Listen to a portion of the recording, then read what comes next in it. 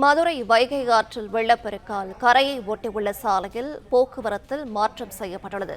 கூடுதல் விவரங்களை செய்தியாளர் ராஜ்குமார் வழங்கிட கேட்கலாம். ராஜ்குமார், வணக்கம். விவரங்களை சொல்லலாம்.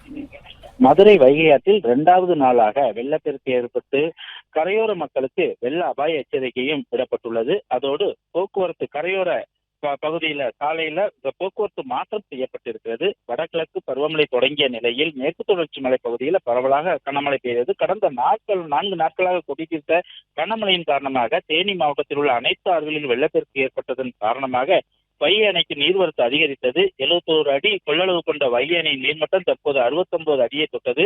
இதனால் தேனி, திண்டுக்கல், மதுரை, சிவகங்கை, ராமநாதபுரம் 5 மாவட்டங்களுக்கு பொதுப்பணித்துறை சார்பில் வெள்ள அபாய எச்சரிக்கை விடப்பட்டு தண்ணீர் திறந்து விடப்பட்டது.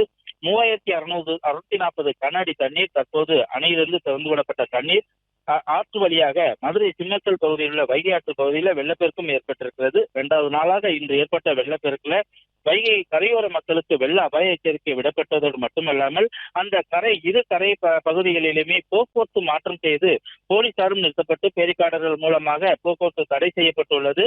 அவர்கள் மாற்றுப்பாதையில் செல்வதற்கும் அறிவுறுத்தப்பட்டிருக்கிறது. அது மட்டுமல்லாமல் ஆற்றின் இரு கரைகளையும் தொட்டு செல்லக்கூடிய நிலையில ஆற்றில் பொதுமக்களோ ஆடு மாடுகளோ இறங்கோ குளிக்கவோ வைக்க வேண்டாம் என அதற்கு அனுமதி இல்லை என ஒலிபெருக்கி மூலமாக காவல்துறையினர் எச்சரிக்கை விடுத்து வந்தவண்ணமும் இருக்கின்றனர்.